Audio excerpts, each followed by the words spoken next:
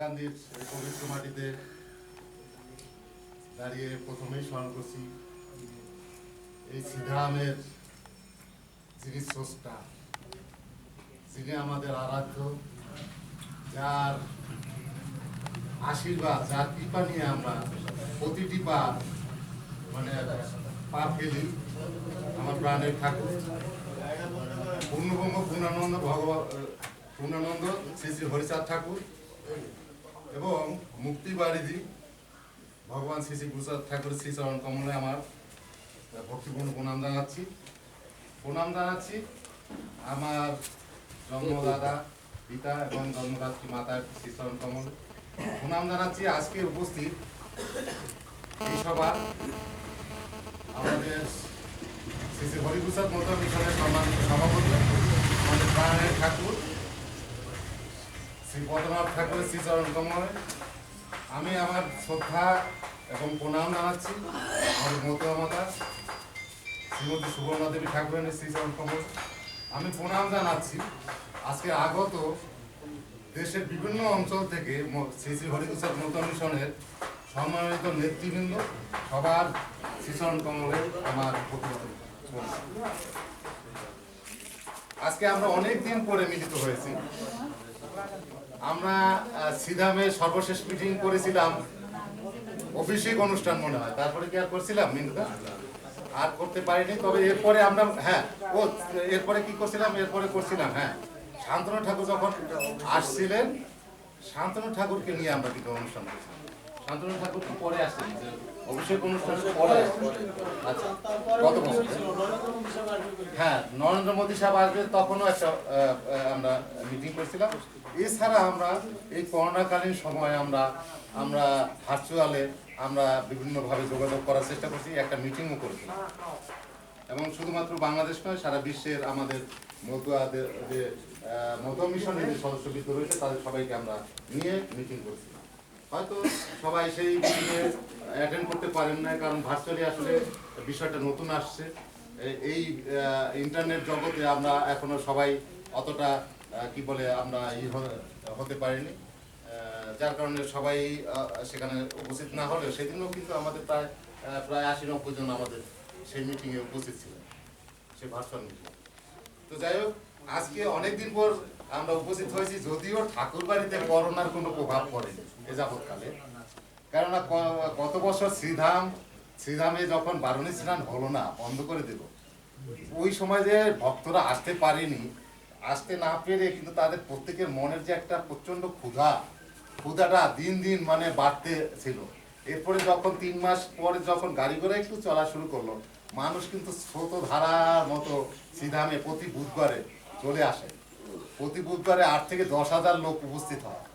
তো এর মাঝে দুর্গাপূজার পূর্বে কোনো এক বুধবারে আমিও এখানে ভক্তদের উদ্দেশ্যে আমিও একটু আয়োজন করার ঠাকুরের প্রচেষ্টায় এবং তারই আয়োজনে আমিও একটু একটা দিন আমিও শেয়ার করতে পারছিলাম, সকল ভক্তদের প্রসাদের ব্যবস্থা করতে পারছিলাম।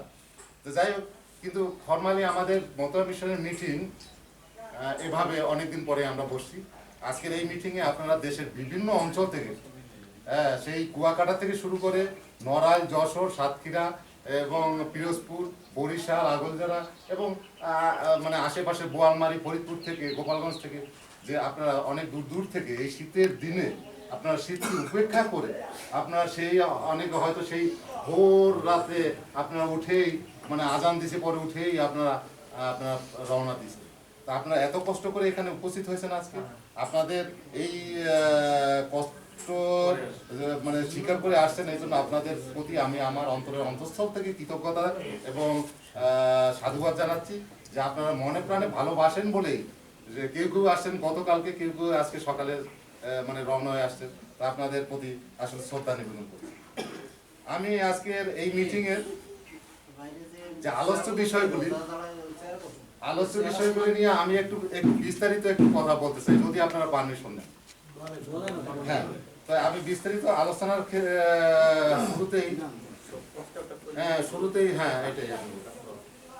শুরুতেই আমি যেটা কথা বলতে যাচ্ছিলাম, আমি নোট করে নিয়ে আসছি, সেটা মিন্টুদা সেটাই আর কি বলে উঠছে।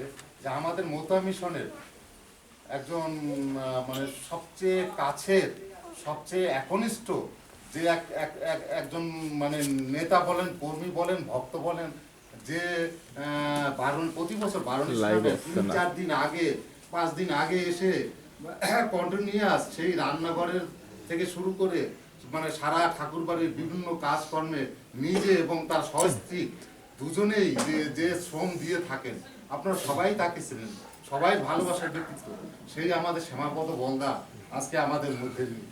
আমরা আসলে তার জন্য আজকের এই মিটিংয়ে আমরা তার প্রতি বলছি বাবা, একের পর এক বলছি। তো আমরা আজকের এই মিটিং থেকে তার প্রতি মানে শ্রদ্ধা, কিভাবে শ্রদ্ধা নিবেদন করলে আসলে শ্রদ্ধা নিবেদন করা হবে আমি জানি না। তবে আজকের এই মিটিংয়ে উপস্থিত সকল ভক্তরা যদি ঠাকুরের কাছে কামনাবাক্যে যদি প্রার্থনা করে যে আসলে তা সে আমাদের এত কাছের এবং সে এখানে এসে এত শ্রম দিয়েছেন ভক্তদের জন্য, সে এমন একজন ব্যক্তিত্ব এইভাবে আমাদের মাঝ থেকে চলে যাবেন, এটা আমরা আসলে কখনো কল্পনাও করতে পারি।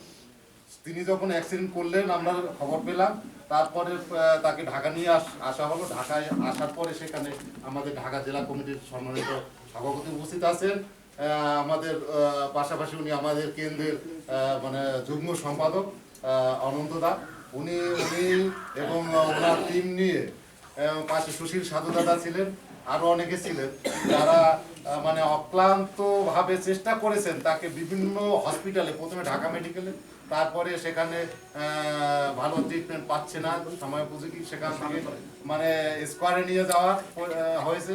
স্কোয়ারে সেখানে মানে কোনো সিট ফাঁকা ছিল না, ভর্তি নেয়নি।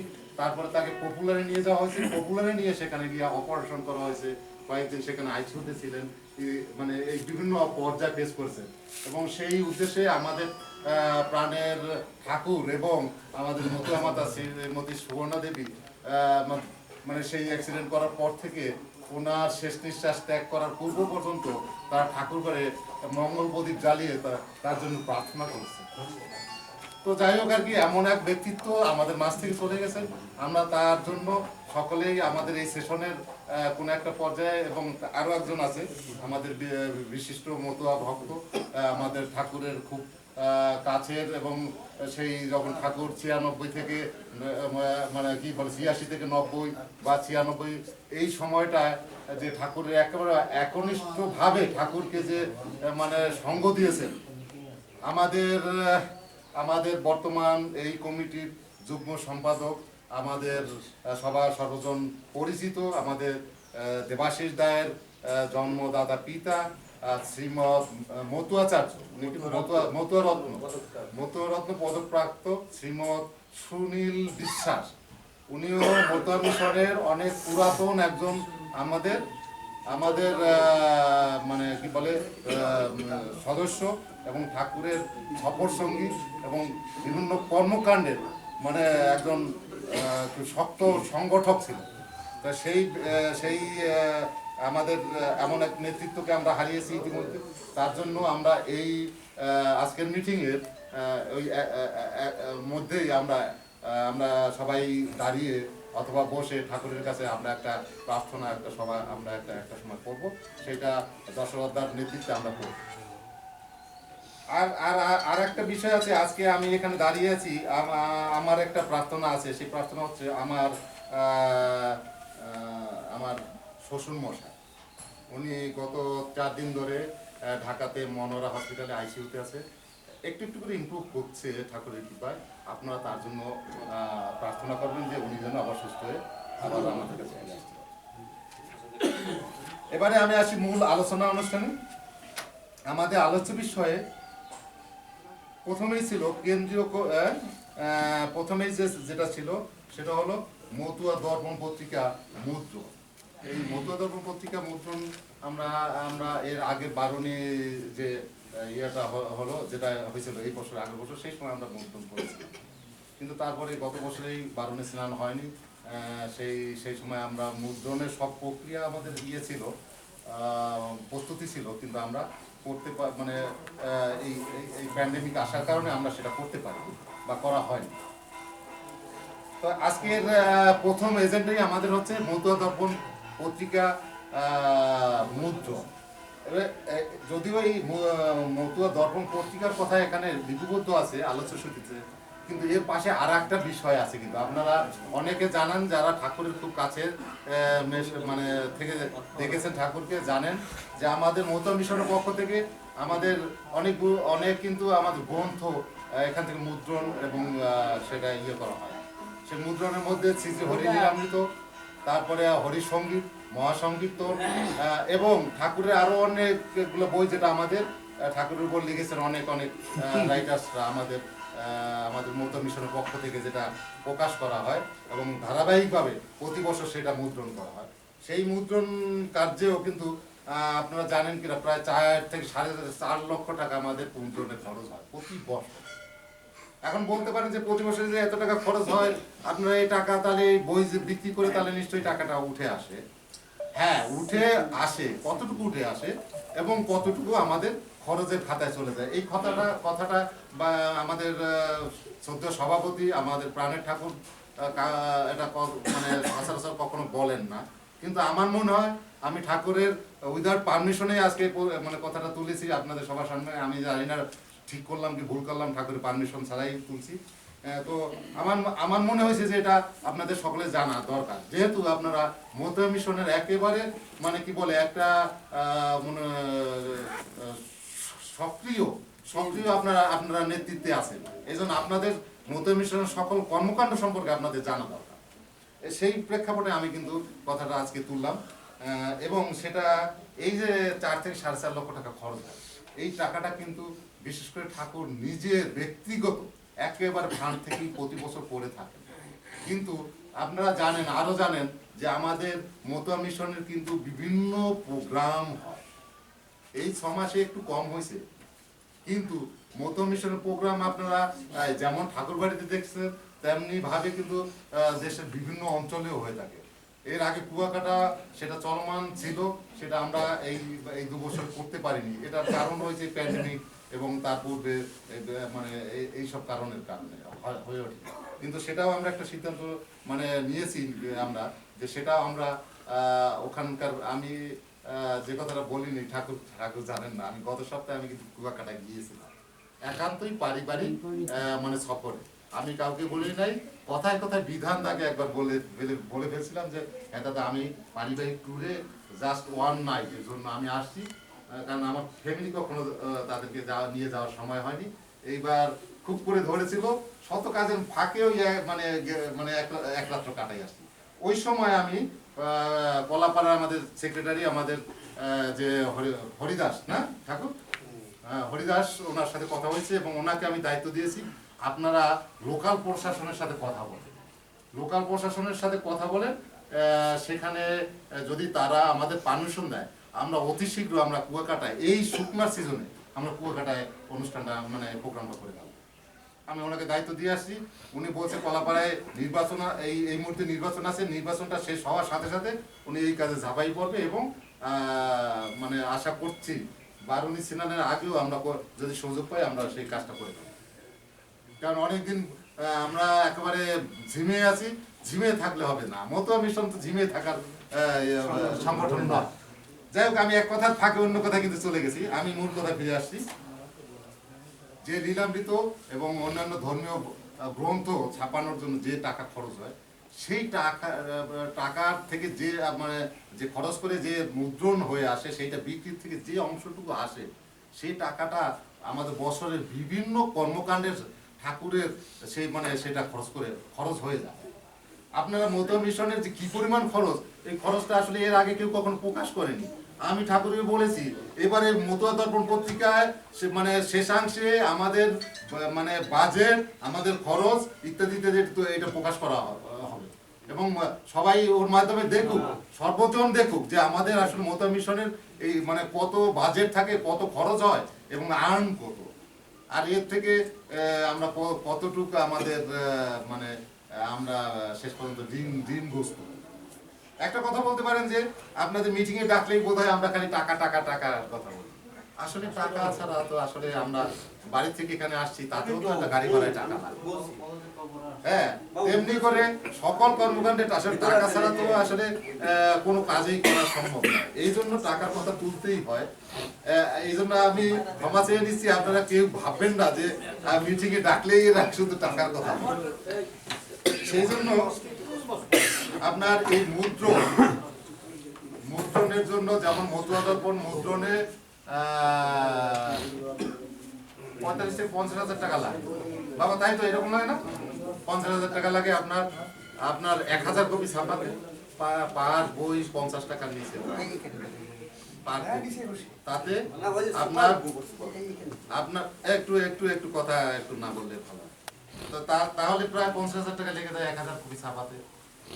এর পাশাপাশি আর একটা বিষয় যেটা আমার মানে মতুয়া মাতা শ্রীমতী সুবর্ণা দেবী আমাকে বলেছেন, শুধুমাত্র উনি বলেছেন না, উনি আজ্ঞা দিয়েছেন এটাই নয়, চারিদিক থেকে ভক্তমহল থেকে একটা কথা আসে, যেটা আমাদের মতুয়া মিশনের পক্ষে নামাবলী কেন ছাপানো। এই নামাবলী ছাপাতে আমি ঢাকাতে মাধবকে লাগিয়ে দিয়েছি।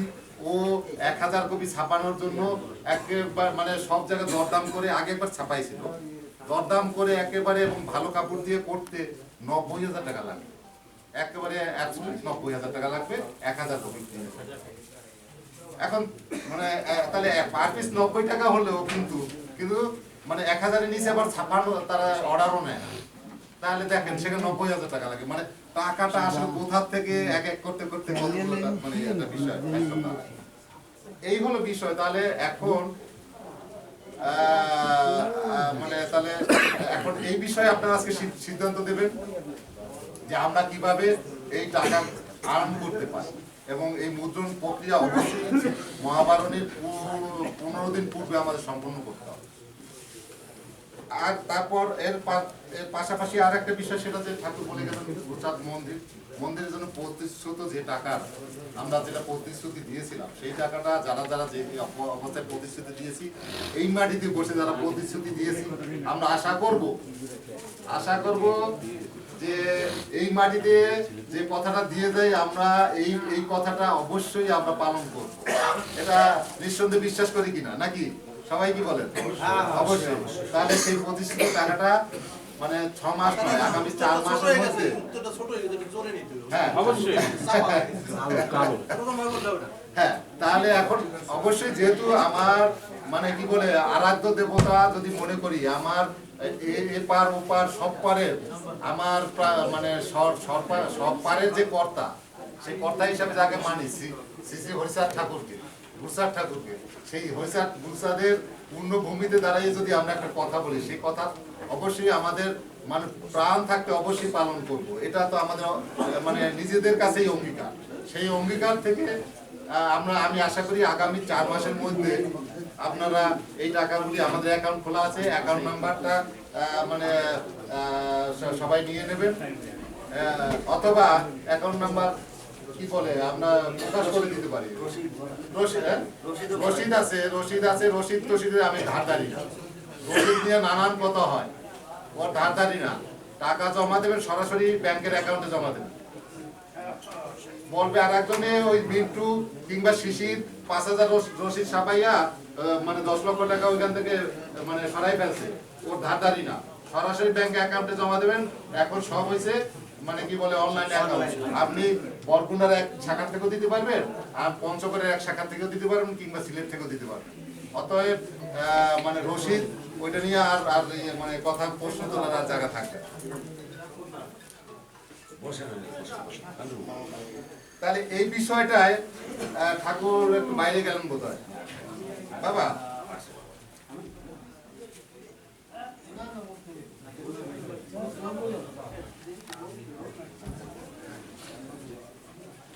দাদা বসে পড়েন আপনারা, আমরা কথা বলতেছি, আপনারা আপনারা আসার আগে শুরু করে দিয়েছি, যে যেখানে জায়গা পাচ্ছেন বসে পড়েন। তাহলে আমি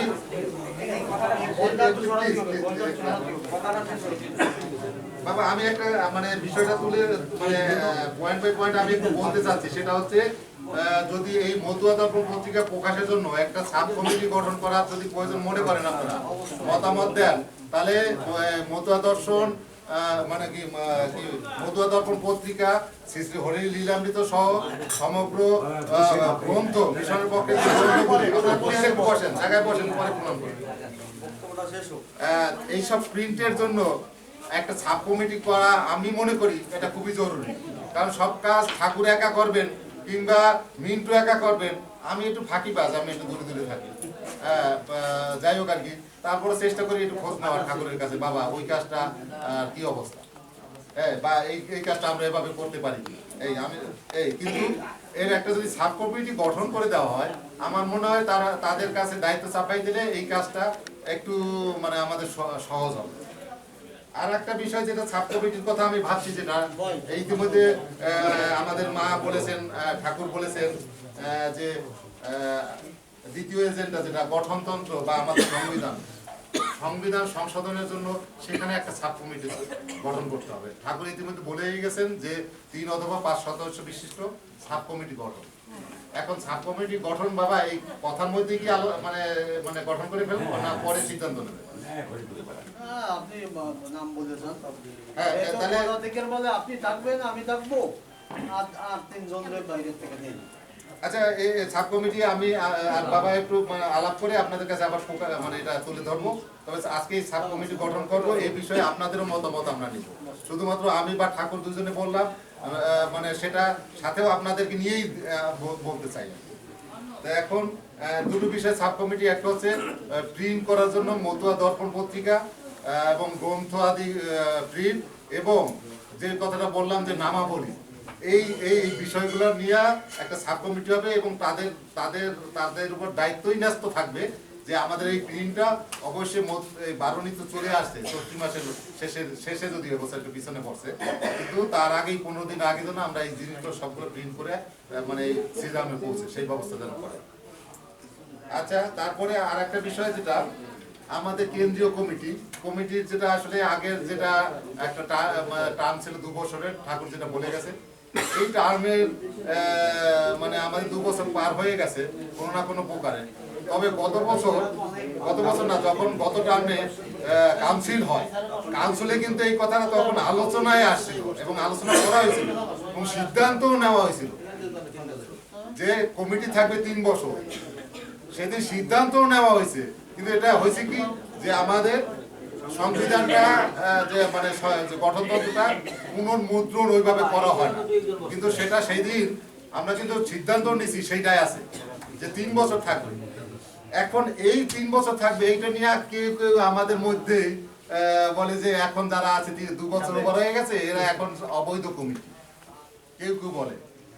আমি তাদের নাম বলতে চাচ্ছি না এবং কেউ তাদের নাম উচ্চারণ করুক সেটা আমি চাইও না, এবং তাদের নাম নিয়ে কোনো যেন প্রসঙ্গ আজকে আলোচিত না হয় সেটাও আমি সবার কাছে বিনীত অনুরোধ করছি। কিন্তু কেউ যেন প্রশ্ন না করতে পারে যে এরা অবৈধ কমিটি। আমার কথাটা হচ্ছে সেখানে যে অবৈধ কমিটি প্রশ্ন যে করছে সেই জায়গাটা আমি আর সুযোগ দিতে চাচ্ছি। তার লক্ষ্যে ঠাকুরের সাথে এবং অন্যান্যদের সাথে আমি কম বেশি যেটা কথা বলেছি। দেবাশিসটা আসছে নাকি? আসে না? দেবাশিসদার সাথে আলাপ করছি আর ভাবছি যে দাদারা তো আসতেছেন, এই সবার সাথে কথা বলবোই এবং আপনাদের সবাইকে নিয়েই যে আমরা চাচ্ছি, যদিও আপনাদের কষ্ট হবে, আপনারা যদি পারমিশন দেন আমরা ফেব্রুয়ারির শেষে অথবা মার্চ মাসের শুরুতে জাস্ট এইরকম আমরা মানে আর একটা মিটিং করতে চাই, সেটা হচ্ছে কাউন্সিল এবং সাধারণ সভা, এবং সেইটা করে আমাদের কমিটি গঠন আর আজকের যেটা যে সিদ্ধান্ত নেব সেই সিদ্ধান্তের ফলো আস, কারণ বারণী তারপরেই তো বারণী। তো আজকে যে সিদ্ধান্ত গ্রহণ করব সেই সিদ্ধান্তের ফলো আপ হবে সেই মিটিংয়ে, সাধারণ সভা হবে, কাউন্সিল হবে, কমিটি পুনর্গঠন। এটা যদি আপনারা যদি সকলে মতামত দেন তাহলে আমরা সুবিধা মতো কি ফেব্রুয়ারির শেষে অথবা মার্চ মাসের শুরুতে এই কাজটা আমরা করতে চাই। এরপরে এর ভিতর বাবুর কথার মধ্যে আমি একটু কথা বলি। যেহেতু আমাদের সম্প্রতি গত সপ্তাহে ভারতের ডেপুটি হাই কমিশনার মহোদয় এসেছিলেন, জানুয়ারি 25 তারিখে এসেছিলেন। ওনারা এসেছিলেন ঠাকুর বাড়ি পরিদর্শন করতে এবং ওনারা এসেই প্রথম মেলার মাঠ সার্ভে করছে, মেলার মাঠ হয় কোথায়, মেলা মেলে কোথায় এবং হেলিকপ্টার পড়ার স্পটগুলো হ্যাঁ, এবং এর জন্যে বলছেন আমাদের প্রয়োজনে আবার আসবেন। সে কারণে আমরা একটা একটু ভাবাচ্ছি আমরা এবং ভাবছি যে গতবার যেহেতু ভারতের প্রধানমন্ত্রী বাংলাদেশে আসার একটা প্রোগ্রাম ছিল, তোর সঙ্গে ওলাকান্দি আসার প্রোগ্রাম ছিল, এখন সেই প্রোগ্রামটা ওনাদের দ্বারে রয়ে গেছে। সে কারণে এবারও যে নির্বাচনের ভারত পশ্চিমবাংলার যে নির্বাচন, এই নির্বাচনে তো ভোটের একটা গুরুত্ব আছে, বিরাট গুরুত্ব, তাই না? এবং ঠিক ওলাকান্দির 26শে মার্চটা সেই এমন একটা মুহূর্ত, 26শে মার্চ ওই নির্বাচনের আগ মুহূর্ত। যদি উনি এক পাক ওলাকান্দি আসে, তাতে ওনার পশ্চিমবাংলার ভোট ব্যাংকের দিকেও অনেকটা উপকার হবে, পজিটিভ হবে। সে কারণে এই প্রোগ্রামটা করলেও করতে পারে। হ্যাঁ, সে কারণে যদি এই প্রোগ্রামটা হয়ে যায় তাহলে তো আমাদের মিশনের কাউন্সিল তো 12 দিন পরে আমাদের দিতে হবে, অবশ্যই তাহলে 12 দিন পরে ঠাকুর যারা প্রার্থনা করেন হয় যাতে, যেহেতু আমাদের একটা প্রচন্ড প্রতিপক্ষ আছে ঢাকা, তারা চাচ্ছে যে ঠাকুর উনি যাতে ওলাকান্দি না আসে। তা মূল হচ্ছে ঢাকেশ্বরী বাড়ি ওই গ্রুপ ওটাও যারা আজকে বলে যে হিন্দুদের পরিচালনা তারা করে, যে কমিটিগুলো আছে ঢাকেশ্বরী বাড়ি ভিত্তিক, তারা গতবারও বিরোধিতা করছিল। অর্থাৎ তাদের সঙ্গে বাংলাদেশ সরকারের ওতপ্রোতভাবে যোগাযোগ, তারা শেখ হাসিনার বোঝানোর চেষ্টা করে যে ওলাকান্দি যাওয়ার দরকার নাই, ওলাকান্দি প্রত্যন্ত জায়গা, সেখানে যে কি হবে হিন্দুদের নেতৃত্ব দেই আমরা, ওই সার্বজনীন পূজা কমিটি, মহানগর পূজা কমিটি ইত্যাদি ইত্যাদি যারা আছে, হিন্দু বৌদ্ধ খ্রিস্টান ঐক্য পরিষদ, এরা এই যে ওলাকান্দি আসবে এটা ওরা সহ্য করতে পারে না। এর জন্য আমরা একমাত্র ঠাকুরের যেন প্রার্থনা করতে পারি, ঠাকুর অন্তত কোনো কান কথাই যেন না হয়, উনি যেন ওলাকান্দি প্রোগ্রাম করে। আমাদের যে যার কথা বললাম একটু আগে, সুনীল বাবু শোক প্রস্তাব করলাম, সেই সুনীল বাবুর আজকে কনিষ্ঠ পুত্র, আমাদের সুযোগ্য, আমাদের যুগ্ম 1 নম্বর যুগ্ম সাধারণ সম্পাদক এবং দীর্ঘদিন আমাদের সাথে, আমার সাথে এবং মিশনের সাথে অনবশ্যই বক্তা, আপনারা জানেন দীর্ঘদিন পরে সে আমাদের মিটিংয়ে এসছে। এই জন্য মিশনের পক্ষ থেকে যেহেতু আমরা তারে স্বাগতম জানাবো, তো নিজের ঘরে নিজে আসছে আমার লোকটা, সেহেতু নিবাসীরা আসছে, আমরা আজকে পরিপূর্ণতা পাবো। আমাদের ইতিমধ্যে বলদেব বাবু এসছেন, আমাদের লোহাগাড়া থানা কমিটি উপজেলা কমিটির সভাপতি, আমাদের সাতপাড়ের শঙ্কর বাবু এসছেন, উনি একটা রাজনৈতিক ব্যক্তিত্ব, এবং আরো অনেক আসছেন, আমাদের বাবু এসছেন কমল বাবু, অনেক প্রচন্ড জ্ঞানী লোক, যেমন সামাজিক সেইরকম রাজনৈতিক ব্যক্তি। আমাদের মিশনের একটা উপদেষ্টা হিসেবে আছেন, কেন্দ্রীয় কমিটির উপদেষ্টা হিসেবে আছেন। আমাদের পটুয়াখালীর আমাদের কেন্দ্রীয় উনি সহসভাপতি, এবং আগামীতে পটুয়াখালীর যে কমিটি হবে তার ভালো একটা পদের অধিকারী উনি থাকবেন, উনি ওনার নেতৃত্বে পটুয়াখালী আর কমিটি, আমাদের সমস্ত উত্তম সমর্দা উনিও কেন্দ্রের যুগ্ম সম্পাদক, আমাদের বিধান মিত্র কেন্দ্রের যুগ্ম সম্পাদক, অনেকেই আসছেন। তা আমরা মোটামুটি আমাদের মিটিং এখন পূর্ণতা পেয়েছেন। এখন আমাদের সাধারণ সম্পাদকের বক্তব্য শেষে অল্প অল্প করে আমরা প্রতিনিধি পর্যায়ে এক অঞ্চল থেকে বক্তব্য রেখে আমাদের যেহেতু আমরা সময় দিয়েছিলাম 3টার ভিতরে শেষ করবো, আবার দূর দূরান্ত থেকে আপনারা চলে যাবেন, প্রসাদ নেবেন, এ কারণে আমরা বক্তব্য জন্য কেউ দীর্ঘায়িত না, আমাদের এই বিষয়টা আমাদেরকে জানতে হবে। বাবা আপনার কাছে পারমিশন নিয়েছি, আপনার কথার একটা কথা একটু আমি মানে একটু রিভাইজ করতে চাচ্ছি। সেটা হচ্ছে যে নরেন্দ্র দামোদর মোদী মহোদয় যদি শ্রীরামে আসেন, তার জন্য তো আমাদের মিটিং করতে হবে, মিটিং করতে হবে না? আমি যেটা চাচ্ছি আর কি, ওই যারা আমাদের সমালোচনা করে, সমালোচকের মুখে ছাই দেওয়ার জন্য এক মিটিংয়ে সব কাজ ছেড়ে নেবে। এখন বাবা আপনি যদি পারমিশন করেন তাহলে, এবং ভক্তরা যদি মত প্রকাশ করে, নেতৃবৃন্দ মত প্রকাশ করে যদি, তাহলে আমরা অবশ্যই ওই মার্চের শুরুতে আমরা ওই যদি মার্চের মাঝামাঝি অর্থাৎ 17-26 মার্চ উপলক্ষে যদি নরেন্দ্র মোদী আসেন টুঙ্গিপাড়াতে, তো টুঙ্গিপাড়ায় যদি আসেন অবশ্যই শ্রীধামেও উনি আসবেন। এটা মানে এতটুকু আমরা মানে নিশ্চিত আর কি, এখানে আশাবাদী। তো এখন আমরা ওই একবারে ওই ওই মিটিং তো করতেই হবে, এবং উনি আসলেও মিটিং করব, আর না আসলেও আমরা মিটিং করব। যদি সেই মিটিং করি সেখানে সাধারণ সভা ডেকে দেবো, তার সাথে কাউন্সিল যোগ করে দেবো, কমিটিও পুনর্গঠন হয়ে যাবে, এবং ওই ওনার আগমন উপলক্ষে আমরা কি কি করব না করব সেটাও আমরা ওই তখন সিদ্ধান্ত নেব। তাহলে মানে মানে মিটিং এ তো দূরান্ত থেকে সবাই যখন আসবে, বিষয়টা তাই, যেহেতু আমরাও গতবার একটা মিটিং করছিলাম যে মোদিজি আসলে যেমন যদিও মঞ্চ টঞ্চ ওই সমস্ত ব্যাপার সরকারই দেখবে, তাছাড়াও তার পালনের জন্য একটা বিরাট খরচার দরকার আছে, তাই না? সে কারণে আমাদের একটা বাজেট হয়েছিল, আমাদের একটা অর্থ সংগ্রহের একটা প্রতিশ্রুতি পেয়েছিলাম, অঞ্চলের সবাই এসেছিল। এই কারণে আমাদের একটা প্রস্তুতি আছে মিশন থেকে কিভাবে তাকে আমরা সম্বোধনা দিতে পারি, কিভাবে করতে পারি, এই জন্য একটা মিটিং ডাকতে হবে। ওই সঙ্গে সঙ্গে আমাদের যদি কেন্দ্রীয় কাউন্সিল হয়ে যায় সমস্যা কি? হ্যাঁ, দূর দূরান্ত থেকে সবাই আসে, তো আমরা অনুষ্ঠানটা দিন রাত এক আশায় যেন সব কাজ হচ্ছে। এটাই ভালো হবে। পত্রিকায় প্রকাশ হয়েছে তুমি আসতেছো। হ্যাঁ, সেটা প্রকাশ হয়েছে। আমরা এখন ওই যাই হোক, আমরা যত সময় হাই কমিশনের অফিস বা বাংলাদেশ সরকার আমাদের নিউজ না দেবে যে আপনাদের ওখানে যাচ্ছে, ততদিন তো এই সমস্ত ইন্ডিয়ার পত্রিকা কি লাগলো সেইটা আমরা ফলো করবো না, আমরা সার্কুলারও দেবো না। আমাদের এখানে না, মানে বাংলাদেশে আসতেছে এটা লিখছে। বাংলাদেশ তো আসবে, এটা আমরা লিখছে, সরাসরি লিখছে, কাটিংটা আসছে তো, যে শান্তনুর প্রচেষ্টায় এবং উদ্যোগে মোদিজি সীতামোড়া গান্ধী যাচ্ছেন, এই কথাটা আসছে পত্রিকায়। মানে সেটা ছোট হোক আর বড় হোক, কোন এক পত্রিকায় আসছে ইন্ডিয়াতে। যাই হোক আর কি, আমি পরের এজেন্ডায় আসতে চাচ্ছি, যদিও এজেন্ডা এটা নয়, এটা বিবিধের মধ্যে কথা আমার। সেটা হচ্ছে ঠাকুর কিন্তু আজকে এই মিটিং শুরু হওয়ার পূর্বেই একটা কথা আপনাদের মাঝে একটা কথা বলেছেন। সে কথাটা অনেক দিন থেকেই আমরা আলোচনা করে আসছি, এবং সে বিষয়েও ঠাকুর আগেও বলছেন যে সেটা আমাদের একটা ছাপ কমিটি তৈরি করে তারই আলোকে আমরা মানে পূর্ণাঙ্গভাবে পরিশুদ্ধ করে বিষয়টা মানে ইয়ে করে তারপরে আমরা ওই কার্যক্রমে যাব।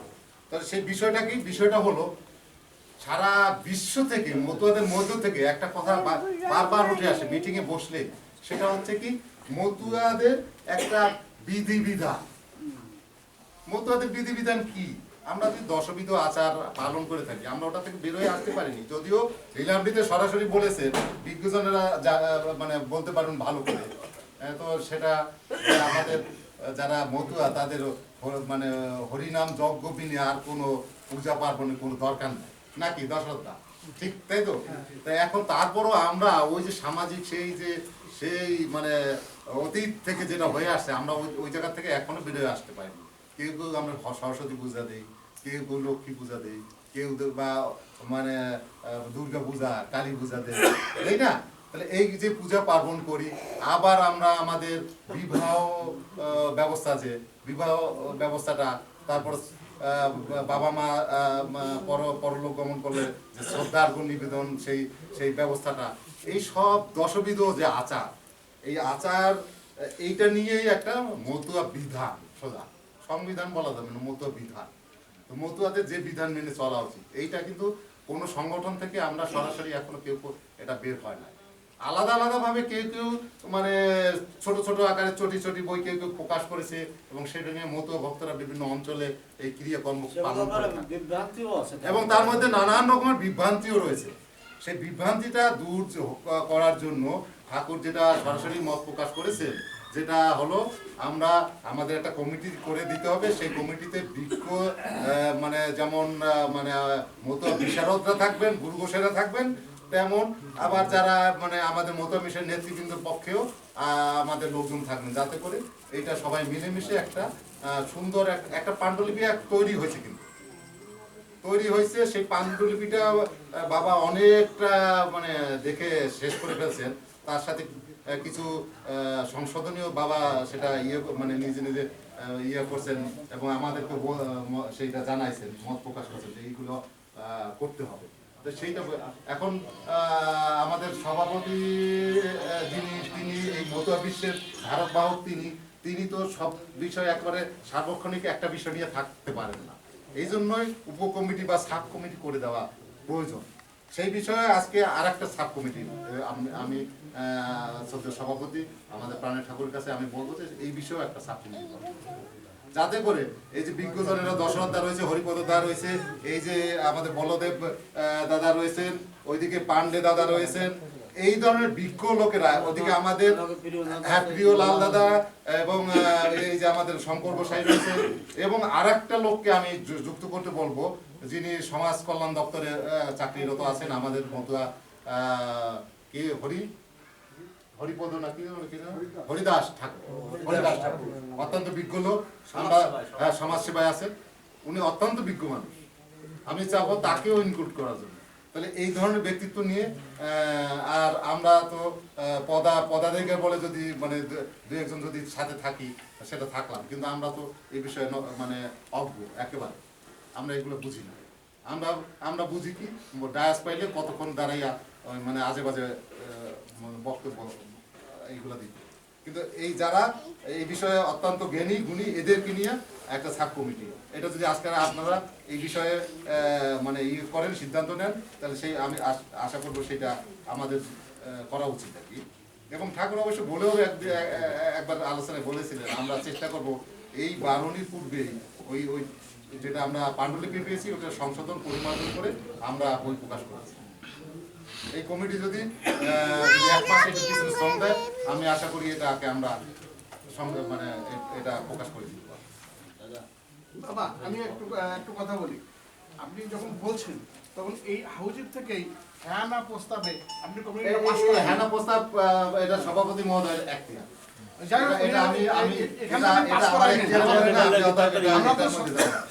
যেটা পাওয়ার ইউটিলাইজ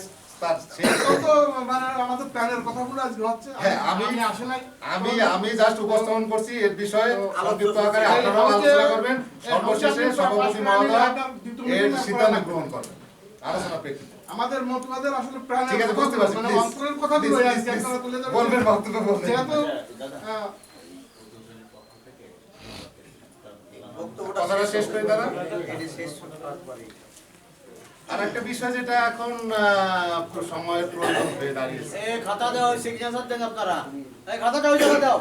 আর একটা সময়ের প্রয়োজন হয়ে দাঁড়িয়েছে যেটা মানে সময়ের প্রয়োজন তো কি, দেশ আগাই যাচ্ছে, পৃথিবী আগাই যাচ্ছে, আমরা সেখান থেকে যদি আমরা যে থেমে বসে থাকি, আমরা তো তাহলে কি মানে চলন্ত গাড়ি যদি চলতে থাকে আর আমরা যদি বসেই মানে করে থাকি, তা আমরা তো তলিয়ে যাবো আর কি এক সময়।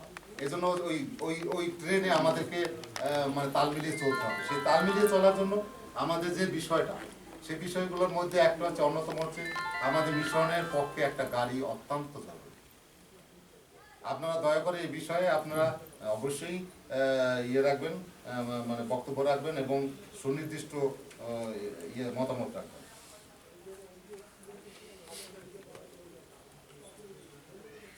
দ্বিতল ভবন নির্মাণের জন্য এটা আমাদের যে ঠাকুর যেটা বলছেন এটা আমাদের করতে হবে, এটা আমাদের অস্তিত্ব।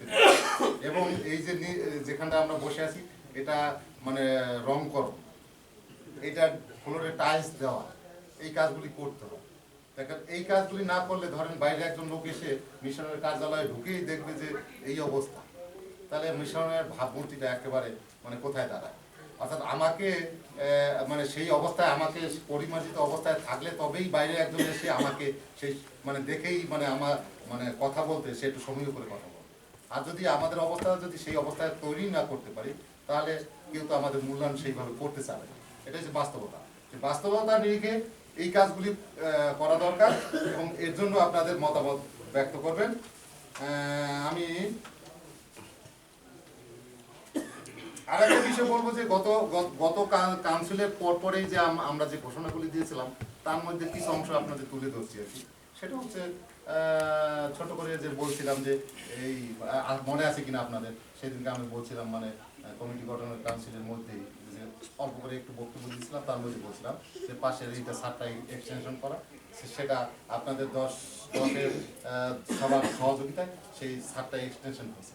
তো আর একটা বলছিলাম যে আমাদের মতুয়াদের মানে আমাদের সংগঠনে যারা আমরা আছি, সংগঠনের সকল সদস্যদের আমাদের নতুন করে কি সদস্য পদ মানে রিনিউ করতে হবে। রিনিউ করার জন্য তখন ফর্ম কিন্তু অনেকে নিয়ে গেছিলেন, কিন্তু ফর্ম কিন্তু ফিল আপ হয়ে মানে তার 10 ভাগের 1 ভাগ কেন 50 ভাগের 1 ভাগও আসেনি। কিন্তু যে কয়টা এসেছে সেই তখন বলা হয়েছিল যে তাদের প্রত্যেকের নামে আইডি কার্ড করে দেবো, কিন্তু সেই কাজটা কিন্তু ঠাকুর সম্পন্ন করেছে। আপনারা জানেন কিনা জানি না, আইডি কার্ড, হ্যাঁ আইডি কার্ড পেয়েছেন কেউ? অনেকে পেয়েছেন? যাক, দেখাতে পারবেন? আমার ব্যাগটা যেন কই, আমি একটু দেখাতে চাই।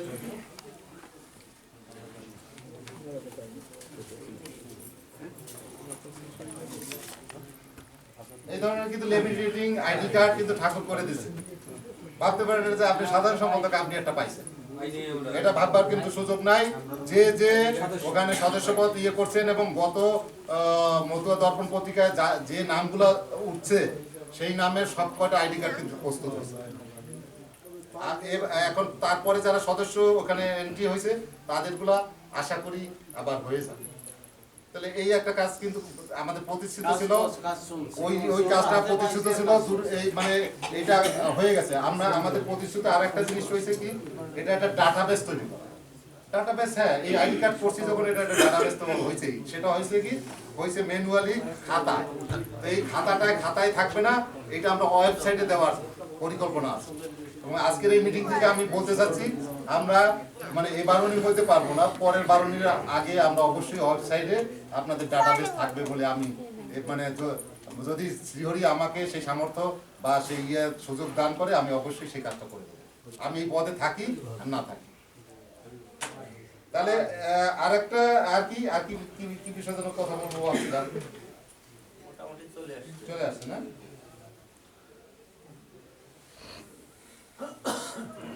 কল্যাণ ট্রাস্ট নিয়ে মা যে কথা বলছে, এই মায়ের কথাটাকে আপনারা কিভাবে নিয়েছেন আমি জানি না। দয়া করে আপনাদের কাছে আবার একটু আমি মানে 1 মিনিট একটু বলতে চাচ্ছি। কল্যাণ ট্রাস্টের সদস্যপদ মাত্র 5,000 টাকা। 5,000 টাকা দিয়ে কি করবেন বা মানে কি হবে এই সম্পর্কে আপনাদের আবার ছোট করে একটু বলি যে কল্যাণ ট্রাস্টে আসলে সম্পূর্ণ কি বলে মানব সেবা একটা নিয়োজিত একটা ট্রাস্ট। এই ট্রাস্টের যে টাকাটা জমা হয় ওই টাকা কারো সাধ্য নাই, গভর্নমেন্ট আইন, এটা আইন, কিন্তু আইন হচ্ছে যে টাকাটা জমা দেবেন ওই টাকা কোনোদিন উঠাতে পারবেন না, পারবে শুধুমাত্র লভ্যাংশের টাকাটা। অর্থাৎ আপনারা আছে যদি 2 লাখ টাকা জমা আছে, 2 লাখ টাকা এই বছরে যতটুকু লভ্যাংশ হয়েছে যে আপনারা ওখান থেকে লভ্যাংশ পাবেন ওই টাকাটাই তুলতে পারবেন, সেটাও তুললে সেটা মানব কল্যাণে ব্যয় হবে। তা আমাদের এই পর্যন্ত কত যেন এই হয়েছে জমা আছে, অর্থাৎ আমরা পেয়েছিলাম এই কমিটি মানে কল্যাণ ট্রাস্টের একটা কমিটি রিফর্ম হয়েছে তার আগ পর্যন্ত, অর্থাৎ আগে যে মহাসচিব ছিলেন তিনি কল্যাণ ট্রাস্টের সেক্রেটারি ছিলেন, ওনার আমলে 65,000 টাকা জমা হয়েছিল। এখন 2,15,000 না 17,000 টাকা এরকম আমার কাছে অবশ্য মেসেজে আছে, টাকা জমা হইলে মেসেজ চলে আসে। 2,17,000 টাকার মতো এই মুহূর্তে সেটা জমা আছে এবং এটা আশা মানে একটু করে বাড়াচ্ছি আর কি। আপনারা যদি সবাই মিলে এটা সহযোগিতা করেন ওই টাকাটা কিন্তু মূলধনের টাকাটা বাড়তে থাকবে। এটা হবে কি, একদিন যদি ওটা 50 লক্ষ টাকা জমা হয়, 50 লক্ষ টাকা 13% হিসেবে বছরে 13% কিন্তু মুনাফা পাবে। এই 13% মুনাফায় কত 6.5 লক্ষ টাকা বছরে কিন্তু আমরা পাবো যদি 50 লাখ টাকা মূলধন থাকে। তা 6.5 লক্ষ টাকা হাতে পেলে কিন্তু আমাদের আত্মমানবতায় আমাদের নিজেদের মতো ভক্তদের মধ্যেই তো অসংখ্য ভক্ত রয়েছে যারা খুব জীবনযাপন করে, তাদের জীবনযাপনের জন্য আমরা একটু সহায়তার হাত বাড়াতে পারি। আমরা বাইরে না করলাম, আমাদের গোষ্ঠী আমাদের মতুয়াদের মধ্যেই তো আমরা একটু করতে পারি। তো আপনারা দয়া করে ওখানে একটু করে কন্ট্রিবিউট করবেন, সবাই একটা করে সদস্য হন এবং মতুয়াদের কল্যাণে আপনারা মানে একটু মানে কি সরবে এগিয়ে আসবেন।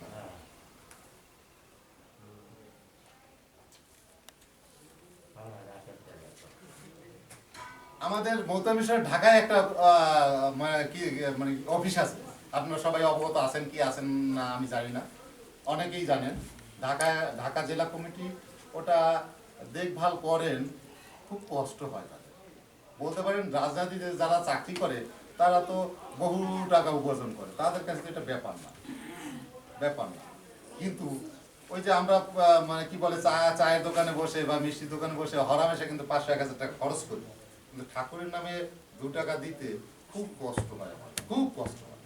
এটা আমরা যতই মানে শার্ট ইন করে পড়ি আর যাই করি, আমাদের মানে কি বলে আমার নিজের কথাই বলি, অন্যের কথা না, কষ্ট হয়। তাই মানে সেই অফিসটার বোধ হয় সাধু দাদা আপনি বলেন তো দেখি কত টাকা এখন ভাড়া বাকি পড়ছে?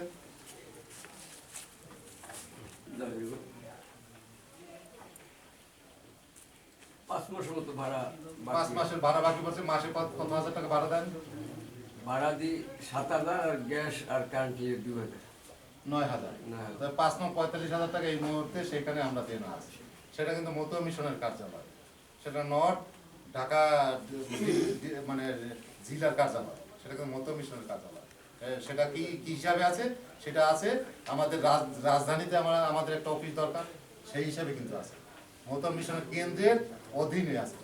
অতএব সেই বিষয়টা আপনাদের নজরে থাকা দরকার।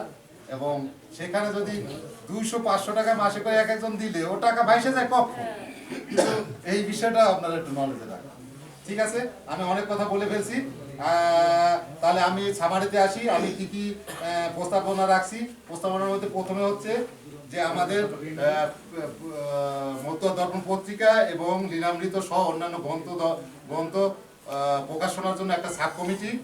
নাম্বার 2 হচ্ছে আমাদের গঠনতন্ত্র সংশোধনের জন্য একটা সাব কমিটি। নাম্বার 3 হচ্ছে মতুয়া বিধিবিধান মানে কি বলে ওটা প্রস্তুত বলবো না কি বলবো,